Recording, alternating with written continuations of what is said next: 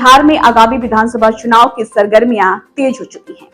राजनीतिक दल अपनी तैयारियों में जुट गए हैं और सभी गठबंधन राज्य की सत्ता में अपनी पकड़ मजबूत करने की कवायद कर रहे हैं। मौजूदा समय में बिहार की सत्ता एनडीए गठबंधन के पास है, जिसमें मुख्यमंत्री पद की जिम्मेदारी जनता दल यूनाइटेड यानी कि जेडीयू के नेता नीतीश कुमार ने संभाली है।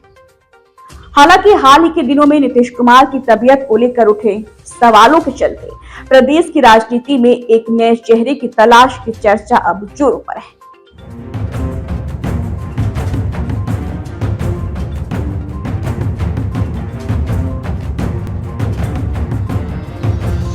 इस बीच चिराग पासवान का नाम उभर कर सामने आया है, जो लंबे समय से खुद को प्रधानमंत्री नरेंद्र मोदी का हनुमान बताते हैं। ऐसे में सवाल उठने लगा है कि क्या चिराग पासवान बिहार के अगले मुख्यमंत्री बन सकते हैं।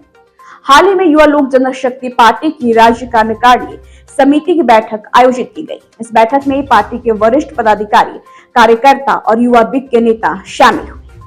बैठक में युवाओं ने चिराग पासवान से अपील की कि वो आगामी विधानसभा चुनाव लड़े और एनडीए की ओर से मुख्यमंत्री पद का चेहरा बने।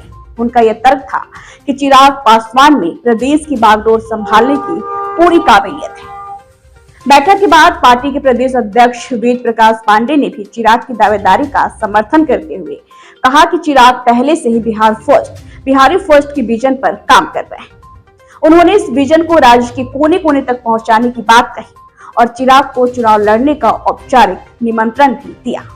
इस बैठक में चिराग पासवान के मुख्यमंत्री पद के दावेदार बनाने की मांग के साथ साथ एक और अहम प्रस्ताव रखा गया। युवा बेग ने विधानसभा चुनाव में 15% सीटों युवाओं को देने की मांग की, ताकि उनकी राजनीतिक भागीदारी बढ़ सके। ये मांग युवा नेतृत्व को आगे लाने की दिशा में पार्टी की रणनीति का हिस्सा मानी जा रही है। चिराग पासवान को बीजेपी के लिए एक महत्वपूर्ण सहयोगी के रूप में देखा जाता है।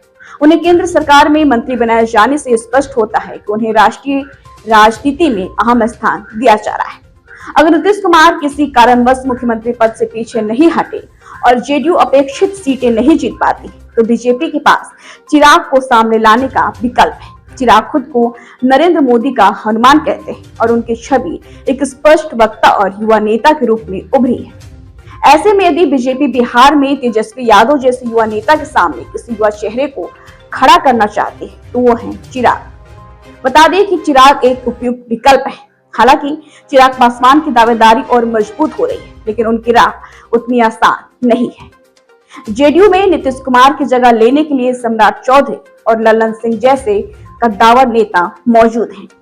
इसके अलावा अगर बीजेपी राज्य में सबसे बड़ी पार्टी बनकर उभरती है, तो वो शायद ही किसी सहयोगी दल के नेता को मुख्यमंत्री बनने दे। बता दें कि एनडीए आमतौर पर किसी विशेष चेहरे को सामने रखकर अगर विधानसभा चुनाव लड़ती है और वो सीटों के बंटवारे और बाद की स्थिति के आधार पर मुख्यमंत्री तय करती है।